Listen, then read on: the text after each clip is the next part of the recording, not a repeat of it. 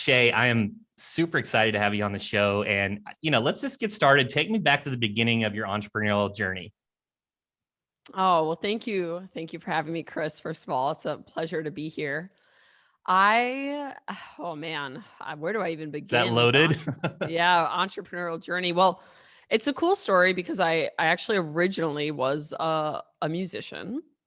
I was trying to make it as an artist, not really identifying with entrepreneurship quite yet, but obviously there's a lot of overlap with trying to make it as a musician. You start to kind of learn promotion, you start to learn marketing. And one thing that I found over the years trying to do my music, and I was not very successful at marketing myself. I was still waitressing, I wasn't making much money. I found that the people on the other side of the camera were making money. And the videographers and the people that I was, in the industry with, like they were always working. So the light bulbs kind of went off for me. I realized, wait a minute, maybe I should learn video. Maybe there's something for me on the other side of this camera.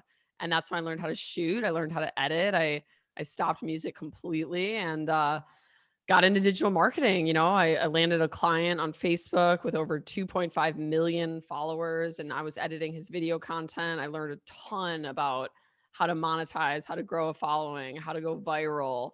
And it was very, very humbling. I built that up. I started out basically just as a freelancer. I got to the point where more and more pages found out about me, found out about the videos I was creating. They wanted in on it.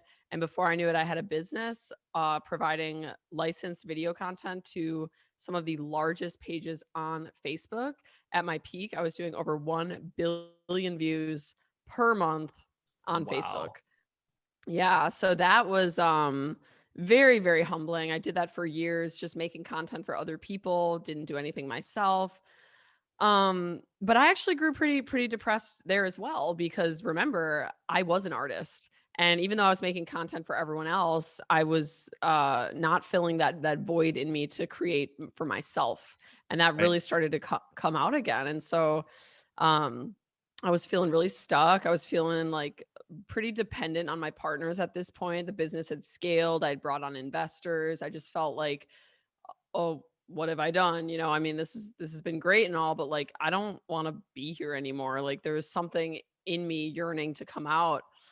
And I was feeling very unfulfilled. I was feeling without confidence to leave. And also what's funny is my business was looking for more leads at the time. And so I remember I went home one night and I wrote a prayer in my diary. And it's just the craziest story because I'm really not religious. Like I wasn't really like super connected to God or anything, but something just like told me to like write a prayer in my diary. So I get home and I write down, "Dear God, please send me a sign that things will get better for me. Please send me a sign that my life will have purpose and won't be in vain. Please help me feel alive again." And that was it. I closed my diary, and 1 week after I wrote that entry in my diary, I met a man in Milwaukee, where I'm from, another marketer, who told me to get on LinkedIn. And he said, "Oh my gosh, you know everything about video, and video is new on LinkedIn right now. There's no competition. Get on there, start making videos. Like you already know how to do it. Just apply it to your own personal brand." And I did it. I hired him. He was my coach for LinkedIn when I started. And right away, my prayers started to get answered. I started to find fulfillment. I started to find confidence in myself through the really supportive community on LinkedIn. And I started to get leads within 2 months of posting 3 original selfie videos per week, just shot on my cell phone, nothing fancy, on my LinkedIn. Within those first 2 months, I had generated over 6 figures in revenue for that Facebook marketing agency I was running at the time. Unreal. Yep. So that was when the light bulbs went off. That was when I realized, okay, there's a whole nother business here. I'm feeling way more fulfilled doing these videos myself. I'm gaining confidence. I'm gaining business. I'm gonna go off and I'm gonna do it on my own. So that's when I sold the shares in the Facebook business. I moved down to Miami, Florida, in the Sunshine State, and I started my LinkedIn marketing agency where today I help business owners and professionals create effective videos for the LinkedIn platform to grow their following and attract inbound leads to close more deals. That's incredible. And that story gave me chills. Aw. That's so amazing. And Yeah, it's wild, right? I so I have an interesting story and it aligns with you. And it kind of circles back to you. I, of course, Gary V, big stage presence. He came into a legal conference and was talking about LinkedIn. So I got on LinkedIn and I'm posting kind of sporadically here and there. And I kept seeing your posts in my feed over Uh, and over. And I would look at the view count and I was like, man, you are crushing it. Your videos were engaging. They're the type of videos that I like to watch because they're short to the point, really summarize. There's not a lot of the fluffs and ums and ahs. And they were just fun. And they were a lot different from what I was used to seeing on LinkedIn. So I probably visited your LinkedIn profile more than if you looked at the who's viewed your profile, you probably saw me yes. at the top. And so that's where I found you. And I took the 6-week LinkedIn boot camp. So for our audience, could you just tell us, what the boot camp is and what you do there? Yeah, absolutely. And it was a pleasure coaching you, Chris. You were a great student, and you're absolutely right about the who viewed your profile on LinkedIn. That's also real quick. That's a great way to get clients. Sign up for LinkedIn Premium, then you can see all the people who've been viewing your profile. If someone's coming back again and again, man, you got to reach out to them. They're a lead. Even if they're not commenting, they're not messaging, they're a lead. So thank you for sharing that. It's a good point to mix in. But so essentially, why I created this program, right, is because so many business owners and professionals today struggle to create effective videos for social media that actually produces a result, that actually moves the needle, that actually gets them followers, gets them views, gets them leads. And I see this time and time again where companies are like, we've tried it, we've hired videographers, we've released content, nothing works. And they're pretty much left just frustrated and overwhelmed, like, okay, I give up, this isn't for me, all the while not realizing they just haven't been properly trained to make content for social media, which is a completely different ball game these days. It's not television, it's not like traditional advertising, it's news feed marketing. So if you don't know how to create videos to compete with the news feed, you're going to fall behind. It doesn't matter how expensive your videographer is or how flawless the image looks, completely different ball game on social media. So that is why I created this program, was to essentially give business owners a step-by-step guide on how to create effective videos for social media consistently without breaking the bank, without sucking up too much time, that brings them the eyeballs they're looking for to grow their business.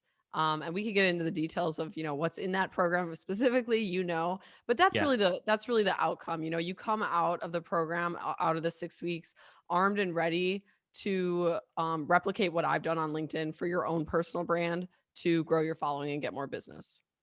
Yeah. And you're super humble. So I just want to kind of highlight for our guests, as of today, you've got like 620,000 followers on LinkedIn. So this is a true expert of LinkedIn. And I gotta say, I took the course, and most courses, I know Tony Robbins and Dan Graciosi, if I said his name right, had this Mhm. big course push, and I bought the course and did 5 minutes of it. And I Ah, do other courses, but I went through your entire course. It was very organized. And I'm going to try to transition really quick to the influencer services, and then we'll get into the nitty gritty. sure. But for me, I'm the owner of a business, and it was just super busy, and I was having a lot of difficult time. First of all, doing the strategy, and I kind of wanted to find, Dan Sullivan is as says, find your who. Don't ask yourself how to do this. Find a Right. who. Who? And I was like, okay, well, I know your team are the experts here, so I went and signed up for the influencer agency services, and it's done for you. So any of the attorneys listening, if you've seen my post, that's Shay's team, and they do a phenomenal job. And let's just, before we dive into the nitty gritty about LinkedIn strategy, let's just briefly just talk about the done for you portion of and kind of what that looks like. Yeah, absolutely. And I love working with people like yourself, Chris, because the done for you It's really for people who already have content, potentially already maybe even have like a presence on another platform like Instagram, Facebook, YouTube, but they're not doing anything on LinkedIn. So my team will go in, take their content, go sift through what's already existing, find what's most tailored for LinkedIn, and we'll re-edit, re-optimize it for LinkedIn and post it on the profile, run the whole page so you don't have to lift a finger. And that's great for like, business celebrities, like the Cardones as an example. Mm. Kevin Harrington is a client of mine. They already have content. They just don't have time to run their LinkedIn. And frankly, they don't even know where to start because LinkedIn's such a question mark for so many people. But with you, Chris, it was really cool because you didn't have content. So therefore you wouldn't qualify to be an agency client. But what you've done and what several of my agency clients has done is you went through the boot camp first so that you could actually learn how to create your own content. And then from there, you actually qualify to become an agency client. So, Chris has his podcast. Chris is shooting his own videos. He's actually actively handing my team raw files to work with on a regular basis, which makes our job super easy because all we have to do is plug it in, grow the profile, and it's been a beautiful formula for a lot of business owners to really get it off their plate. So that's a little bit more about the done for you. If you're listening and you already have content and you think you qualify, definitely reach out. I understand it's so overwhelming to want to learn another platform yourself and start repurposing there. Don't even worry about it. My team will do it for you. And if you're listening and you're like, I want that, but I don't even have anything to repurpose, I don't have a single piece of content. Well, buy the boot camp, go through the boot camp first. It's a one-time payment. You learn everything that I know, and then you can start filming your own raw footage and handing it to my team, and we can do the same thing. Yeah, absolutely. And there's so many attorneys. There's heavy hitting trial attorneys I know that listen to this show, and they're on the stage. They're speaking. I know the Lanier conference, Mark Lanier's conference is coming up, and it's just they already have all of this thought leadership and content that they could use on LinkedIn and other social channels. So, yeah, I really have to echo that. And I know there's some law firms like Bader Scott and Gomez trial attorneys that are starting a podcast. So that's just a phenomenal outlet for thought leadership, and it's just really worked well Yes. for me as well. And so let's dive into some of the nitty gritty here. I know our audience wants to get some actionable tips here, but let's talk about media. What's the type of media in terms of like format? Is it still video? I know Chris Doe does these slide carousels, or is it just, hey, you got to mix it up, you got to keep it fresh? What are you seeing? Well, it's a great question. I do recommend a mix, and I myself do a mix. But the thing about video is it actually yields more leads because when you show up on video, you are more relatable. You are able to connect on a human level to people in a way that you really can't do through article, text, and picture format. When I go to a networking conference or a mastermind and I walk in the room and people see me, they already know me because of my videos.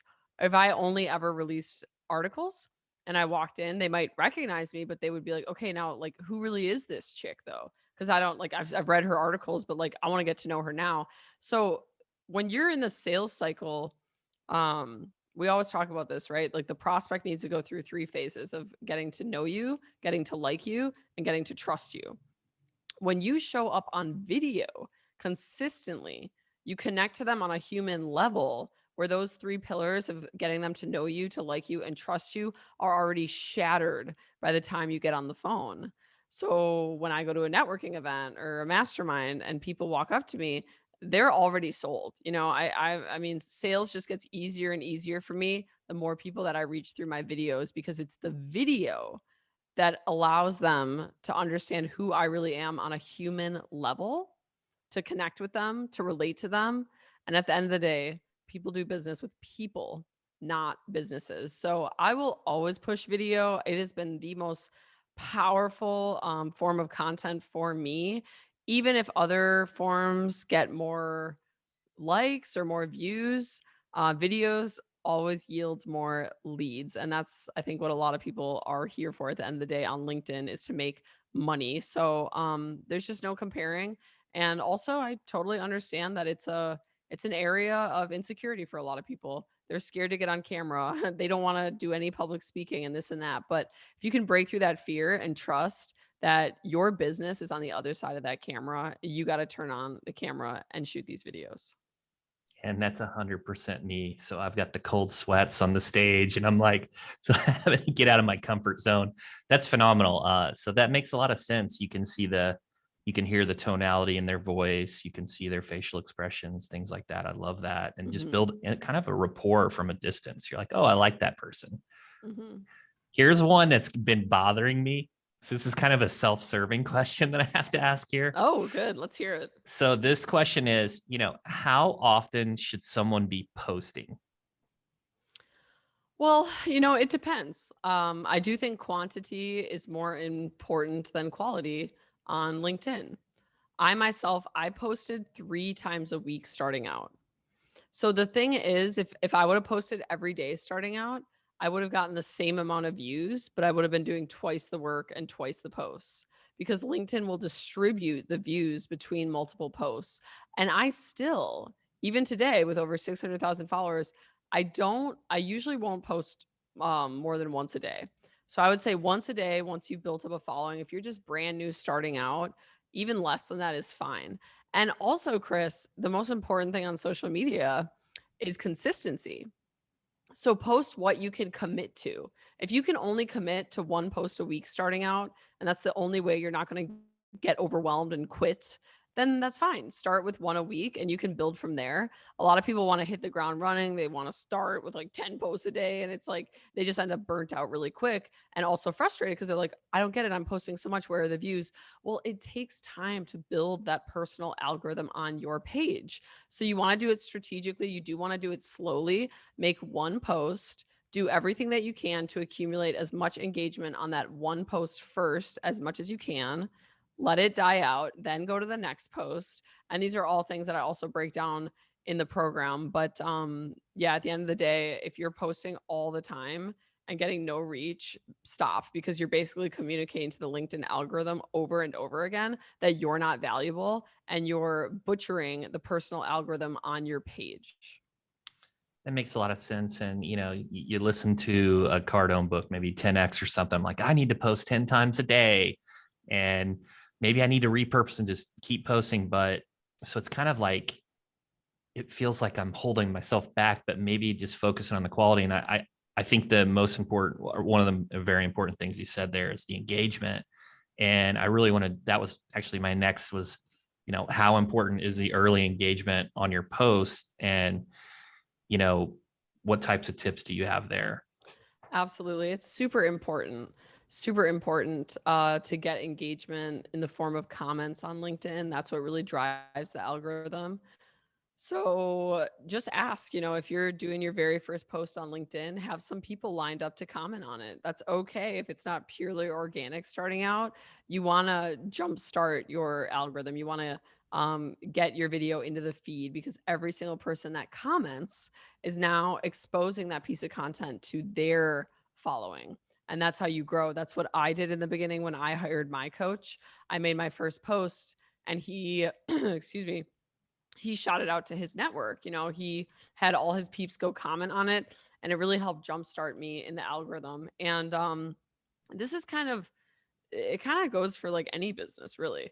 Like if you're starting a business, what do you usually do? You usually have a few of your friends buy your product for free or discount, and then they write you a testimonial, and then you build and build from there. So there is some um controversy, I guess you could say, on LinkedIn about the morality of this inorganic engagement starting out. Like, oh well, you just cheated, Shay. You just had people manually go comment. It's like that's every business. Right. If I'm gonna do door-to-door vacuum sales, who are the first couple people I'm gonna go to are gonna be my mom, my grandma, my sister, and all Right. the people that I know personally. Like that's normal. We all need help jump starting our business, jump starting our brand, and LinkedIn is no exception. So I would say starting out, just have some people to comment right away. Have them comment within the first hour, whether it's your employees, your colleagues, your partners, whether it's your mom. Have your mom go comment on your LinkedIn, and that will help propel your page forward and kind of jumpstart you in the algorithm, especially if you already have a dead profile where nobody is seeing your stuff. I love that. I kind of, the analogy that I'm thinking of is like a grand opening for a restaurant. Like you, friends and family, get them all there to kind of hype up the restaurant. And Exactly, exactly. So this is nothing new. You know, everyone's been doing it since the dawn of time. I think that absolutely. there's just a little stigma sometimes on LinkedIn with like the pods and the inorganic engagement, but the it's like welfare, you know. Get on it because you really need it, but don't abuse it. Get off of it. Once you start getting traction on your own, you don't need the inorganic engagement anymore. It's just there to help get you on your feet. And that's what welfare is for. But of course, with anything, people abuse it, and that's why it gets a bad rep. Makes 100% sense. So let's talk some features, some tools. One of the first ones I'm going to lead with is very frustrating because my background is more SEO based. Right. And I'm not even sure what they're called now, LinkedIn Pulse or LinkedIn articles. Do you ever think Pulse is going to fix their SEO? Do you think that they're going to actually make this useful? Kind of, what's your thoughts on that? I don't know, you know, that's a really good question. It's my specialty is really just I'm the video girl and I stick with that, but I will say I talk to LinkedIn pretty regularly and I know that they're trying to revive articles. So there could be in the near future a bump there, but as of now, I would say stick with the video content. Yeah, I'm with you. I did a competitor analysis on LinkedIn. I crawled their whole site and I only saw like a few posts like really getting a lot of visibility, and they were very specific to LinkedIn. And Mm, I was like, maybe that's not right for me.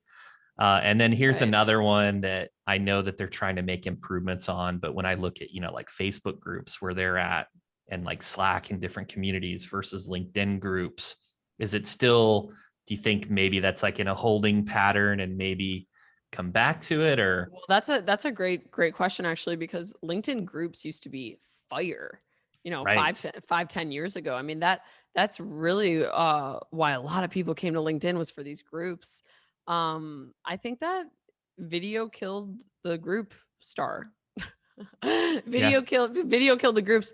That's another thing that they're trying to revive and bring back. I honestly haven't seen it yet. I myself am growing a group just to have it for, you know, in case the algorithm ever swings back the other way. I do want to be able to have a group of my followers to utilize, but it's challenging to get reach in groups now. It used to be a lot easier.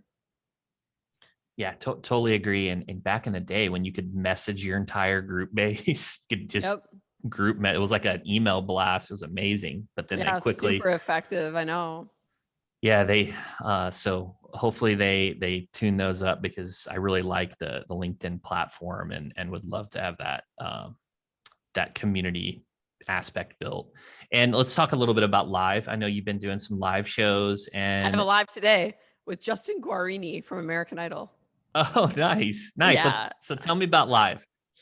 Well, LinkedIn Live isn't hosted directly through LinkedIn. So it's a little different than other platforms where A, not everyone gets access to it. And B, when you do get access to it, which you have to apply to get approved, you still have to go through a third party streaming service to launch your live on LinkedIn. So, I've been doing that. I got approved a few months ago now around Christmas time, and I just do a weekly show where people can come ask me anything. I do interviews, fun stuff. Like today we've got Justin Guarini, which is going to be super fun. I think it's a great way to give your channel some direct access to you.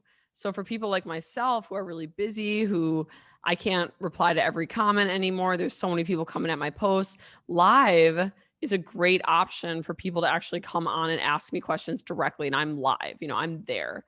So that's been really great. I've been utilizing it to just basically give back to my community, give them some of my time and my attention. And I also created a group on LinkedIn for everyone to join who wants updates on my live. So I go live every Tuesday at 4, except for every third Tuesday of the month, which I have the elite call with my graduate clients. So that's and that even that was strategic, you know, because now I have all the people coming to my weekly show every third week. They're going to be like, wait a minute, where is she? And I put up a post saying, hey, if you want to see me on the third week, you got to join my community because I'm in a private Super call. smart. Yeah, exactly.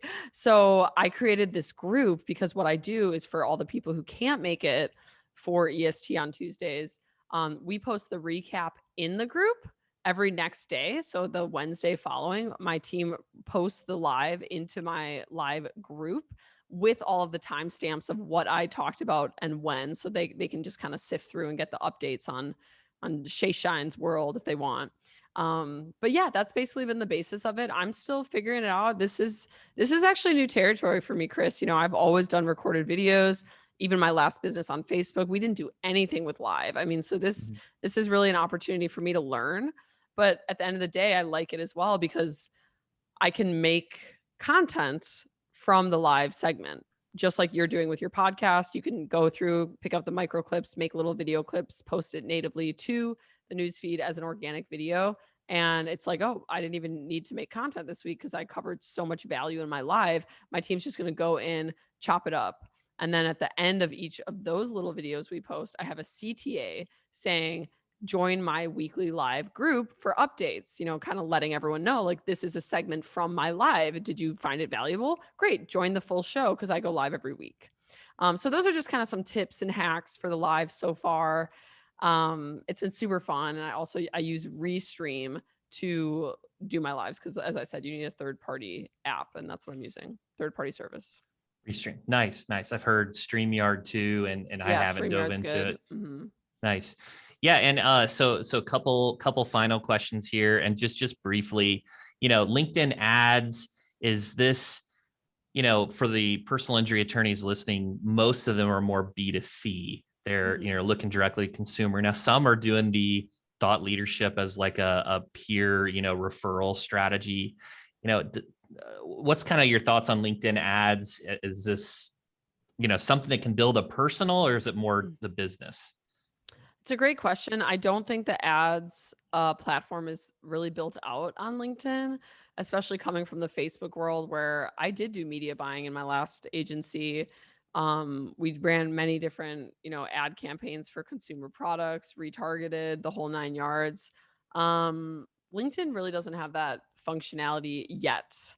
I do think it's possible. I think they're going to build it out more, but I just say learn organic. If you can take the Mhm. power into your own hands by learning how to create organic content, even if you're already running ads, it's only going to complement the ads you do. It's going to create that much more traction. I'm very fortunate to have learned digital marketing on the side of organic marketing. Everything I've always done has been organic. Everything, those billion views a month on Facebook were organic. I mean, it's really powerful. I think if I took my content and did run ads, it would do very well, but I have not needed to because I have so many people coming in the door just from organic posts alone. Yeah, that's amazing. And I briefly, I used link selling. I can't remember the owner. I really like the Link owner. selling, yeah. Yeah, and it just, I don't blame any channel. I always feel like it's a strategy thing. Like maybe I didn't execute the strategy properly. And so yeah, the organics really worked a lot better for me. And um, but yeah, I was just kind of interested on your thoughts there. And I just wanted to kind of end here with one kind of final question to get your brain noodling a bit on, I see some Doodling. of Love that.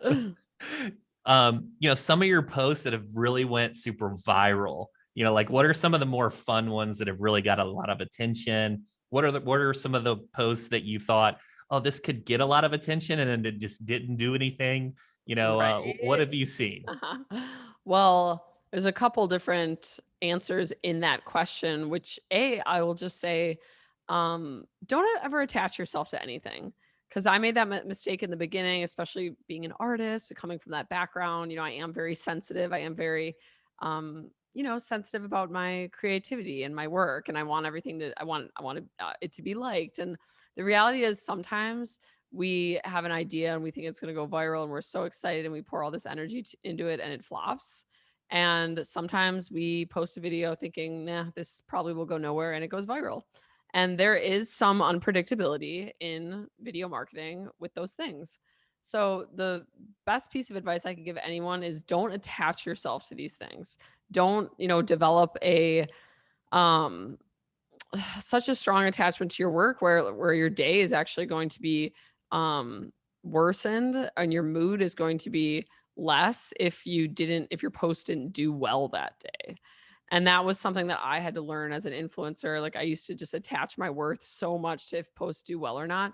And now it's like, I don't care at all. And the other thing that I'll answer is I have gone viral many times on LinkedIn, many, many times. But the thing is it's not always the same. So a lot of times I've gone viral because I do funny skits, which are highly produced, which I do have a videographer come in for, which we do edit, which we do, put a lot of production time into. And those tend to perform really well because I know the platform by now. I know my audience. I have the data and there's nothing like making people laugh, right?